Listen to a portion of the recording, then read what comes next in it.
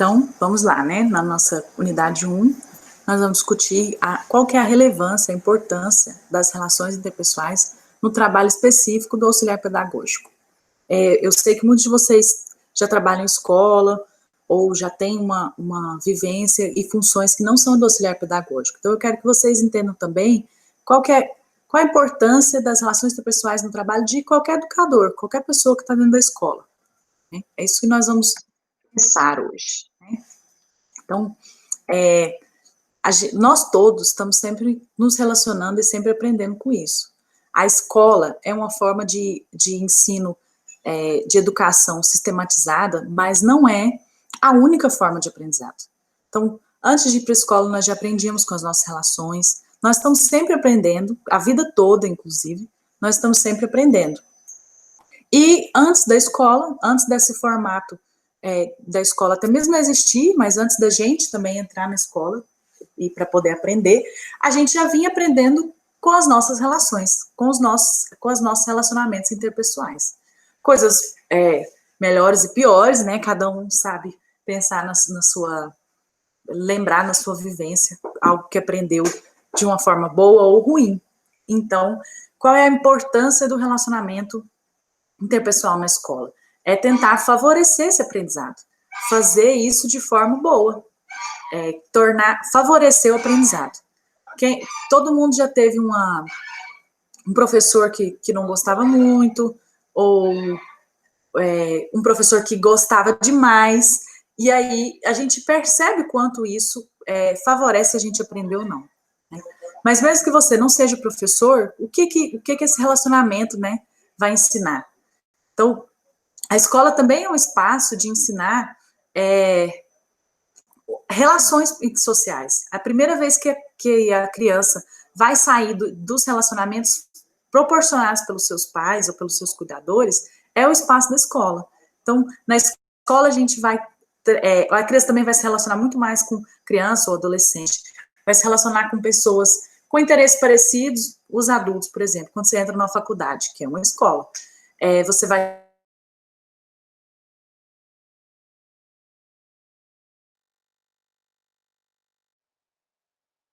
de relações, elas nos ensinam como conviver, como serem pessoas melhores ou piores, né?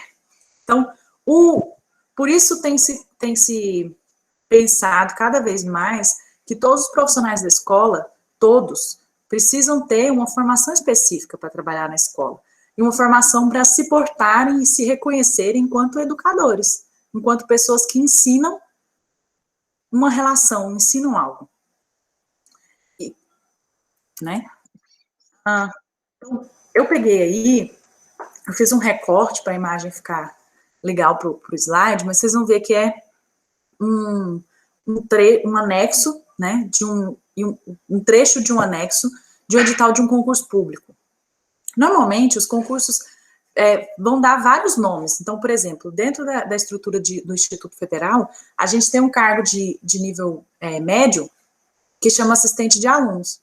E o assistente de alunos, nas provas e para entrar, né, no concurso, ele é cobrado os conhecimentos que vocês estão aprendendo nesse curso, de gestão democrática, de legislação. Mas eu achei interessante que esse concurso que eu estou mostrando para vocês chama de auxiliar pedagógico. Então, quem que é o auxiliar pedagógico que eles estão selecionando? Até, assim, nas escolas particulares também, contratam, por exemplo, vão contratar uma pessoa para auxiliar o professor em sala de aula, ou vão contratar para auxiliar a organização em horários de recreio ou outros horários. Eles não necessariamente usam esse nome de auxiliar pedagógico, mas as pessoas que contratam, elas esperam a postura dessa pessoa. Elas esperam que ela saiba se relacionar com as crianças, adolescentes, com os adultos. Elas esperam essa postura. Então, eu trouxe esse trecho do anexo, né, de um edital de concurso, para a gente pensar juntos isso, né? O quanto é importante essa postura na hora de trabalhar dentro do contexto da escola. Claro que vários de vocês vão trabalhar em outros lugares, ou trabalham, ou já viveram outras experiências de trabalho, e sabem que isso também é importante nas outras relações de trabalho. Mas dentro da escola a gente dá uma relevância maior para isso, por entender que a gente está formando as próximas gerações, né, que nós estamos tentando pensar, tentando formar a geração que vai fazer o mundo ainda melhor para nós, né? Essa é a esperança. Então, por isso ainda é mais importante que as pessoas dentro da escola sejam atentos e cuidem da sua forma de tratar e lidar com as outras pessoas. Então, o auxiliar pedagógico, nesse edital do concurso, auxilia o professor nos ambientes em que desenvolvem as atividades com os alunos. Então, o que está inerente? Quais as relações que estão dentro dessa frase? Tem aí uma relação com o professor, de auxílio com o professor, de coleguismo, de combinação, né, de acordo com esse professor, de alinhamento, de quais regras, de como vão conduzir as relações com os alunos, né? Então, e isso também tem que estar relacionado com a formação. Não basta apenas eu e o professor, não, então nós vamos decidir que nós dois, eu e o professor, vamos voltar à palmatória, porque a palmatória, a gente acha que a palmatória educava. Não é nesse sentido, os dois vão combinar dentro de uma proposta pedagógica da escola, que hoje em dia não tem nenhuma proposta pedagógica. Eu vi que vocês já estudaram o ECA, né? Então, as propostas pedagógicas não incluem uma palmatória, né? Então, assim, e aí o legal é que o próprio edital do concurso fala, né? Que você tem que participar de estudos de formação continuada. Então, pensar essa relação dentro de uma proposta diferente, uma proposta formada, baseada em estudos, né, em conhecimento.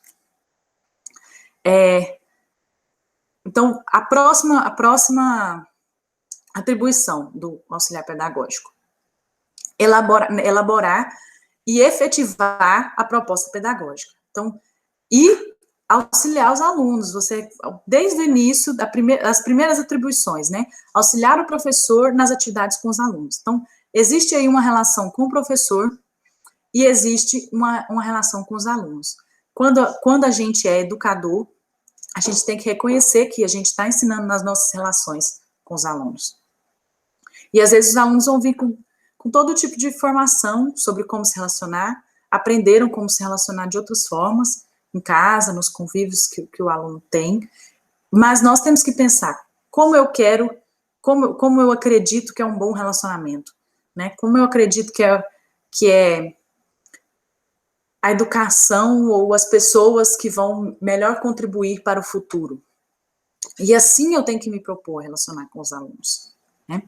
Então, a gente vai ajudar na disciplina dos alunos, ajudar os professores, né, na disciplina dos alunos, no interesse, no envolvimento, e nós somos exemplo, né? Muita gente gosta de falar que criança, mas não só criança, aprende muito mais pelo exemplo, né? E de certa forma é verdade, sim. Então, nós temos que nos preocupar com isso. E aí, vocês vão ver também que uma das últimas atribuições aí no edital quando necessário, colaborar, né, auxiliar no atendimento às famílias das crianças. Então, esse relacionamento com as famílias das crianças é muito importante. A criança vem dessa educação, vem desse meio, e a escola precisa da colaboração desses pais. Então, quando a gente estabelece uma boa relação com os pais, de comunicação, de confiança mútua, isso favorece que o pai cobre tarefa do aluno em casa, né, supervisione, que ele faça a tarefa, ou que ele reforce, quando a gente explica para um pai um comportamento que tá sendo difícil da gente lidar em sala de aula, que o pai também fique atento nesse tipo de comportamento em casa e ajude o nosso trabalho dentro da escola. Então, a criança entra na escola e vai aprender a se socializar, né? Os adultos também aprendem, os adolescentes também aprendem. E como que a gente favorece esse aprendizado? A gente já favorece quando a gente incentiva a cooperação, a gente incentiva o diálogo, os acordos, e não incentiva a competição, a disputa.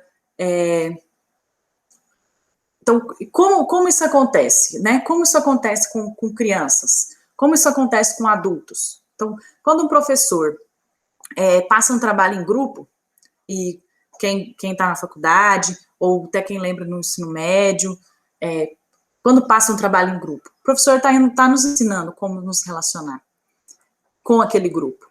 E as crianças, quando os professores colocam para atividades, até para brincar em grupo. Tudo isso são formas de aprender. Agora, se coloca dentro de uma ideia de competição, em que vai valorizar apenas as conquistas daquele que sai melhor, porque o problema não é a competição sempre, ou a competição em si. A questão é que quem perde numa competição também se superou em algum ponto, também atingiu, fez coisas melhores e teve ganhos, né? Então, a ideia principal é a gente pensar nesse sentido, assim, de favorecer uma colaboração, uma cooperação, uma solidariedade, uma interação, né? São coisas, aprendizados importantes para a vida. Quando a gente fica adulto, a gente reconhece muito bem que tem relacionamentos que a gente tem que manter, mesmo que não sejam nossos amigos, por exemplo.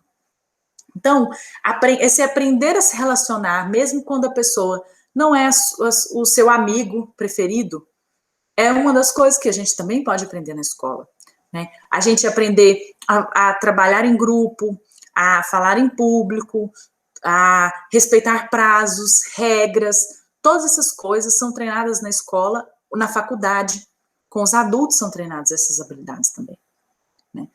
E o que tudo isso influi na formação da pessoa? Isso influi, inclusive, na formação da personalidade.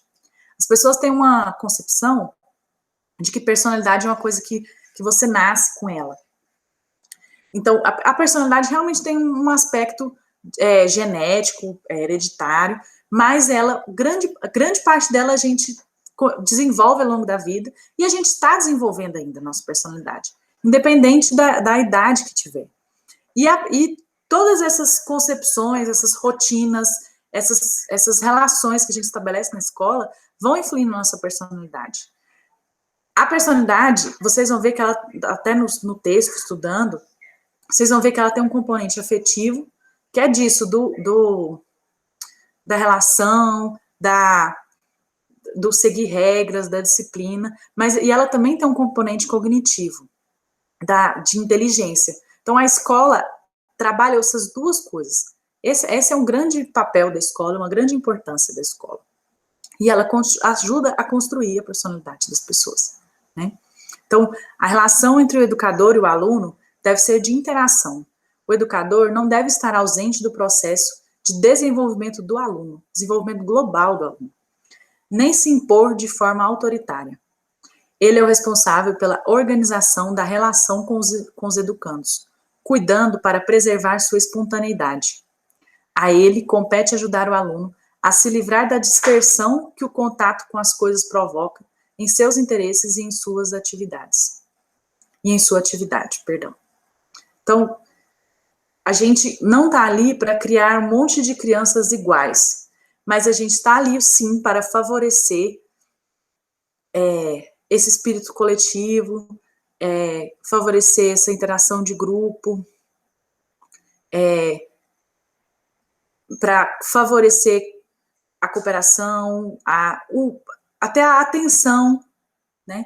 Nós vamos falar um pouco na próxima unidade sobre como favorecer essa motivação, essa disciplina dos alunos, de uma forma que seja positiva, que os ensine a aprender. Porque muita gente percebe depois de adulto que não dá conta de se concentrar, que tem dificuldade até em estudar as coisas que têm interesse. Então, como é isso? Como eu me coloco uma disciplina, como eu presto uma atenção, como eu me motivo, né? Então, para fazer tudo isso, você vai ter sempre que estar atento à sua formação pessoal mesmo, a quem você é enquanto pessoa, a sua personalidade. Nós também, como educadores, estamos em desenvolvimento. A ideia dessa disciplina é pensar a nossa formação pessoal enquanto educadores. E em uma escola que preze pelo respeito mútuo, todos têm que estar se reconhecendo como educadores e nós temos que estar atentos às nossas formas de pensar e de agir. A gente tem que se preocupar com essa forma de relacionamento. Não pode ser um relacionamento desatento, como a gente faz em outros contextos. É um trabalho, essa nossa forma, essa nossa postura. Então, temos que estar sensíveis, perceber os estudantes, né?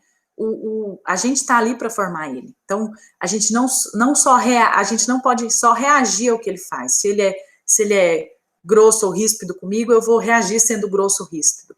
Ele não está trabalhando, nós estamos. Então, nós temos que nos preocupar como vai ser essa nossa reação.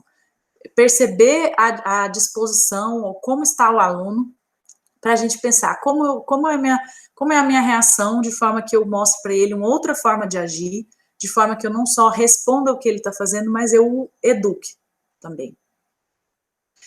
E reconhecer também que nem sempre a gente vai conseguir controlar, né, as situações, nem sempre a gente vai conseguir que os alunos respondam como a gente gostaria, que mesmo que um aluno chegue ríspido e a gente seja gentil, pode ser que ele permaneça ríspido, e é importante a gente ter essa consciência para a gente não se perder e daí a gente se tornar ríspido, então, porque a gente não deu conta de fazer, né? E é claro também, vão ter vezes que a gente não vai conseguir se portar dessa forma maravilhosa como gostaríamos, mas a gente tem que perceber esse erro, tem que saber voltar atrás, e vamos até falar um pouquinho também sobre isso na unidade 3. Então, quando a gente está seguro de quem a gente é, da nossa função, a gente corre menos risco de ser essa pessoa que só responde, de quando alguém vem ríspido, a gente é ríspido de volta, a gente sabe melhor como é que a gente precisa se comportar e se portar. A gente se sente menos ameaçado enquanto profissional, que é uma reflexão que nós vamos fazer ao longo dessa disciplina toda, né? Qual é o nosso papel enquanto pessoas? Essa unidade era para isso, assim, para a gente iniciar esse pensamento, essa reflexão, para nós todos nos reconhecermos enquanto educadores. Eu espero que eu fiz um texto todo, assim, eu ia dizer autoral, mas tem vários trechos de vários livros, mas eu fiz um encaixe lá, espero que vocês gostem, tá um texto bem conversado, bem tranquilo. Então, espero que vocês leiam e aprofundem um pouco mais também sobre esse tema na leitura, tá bom?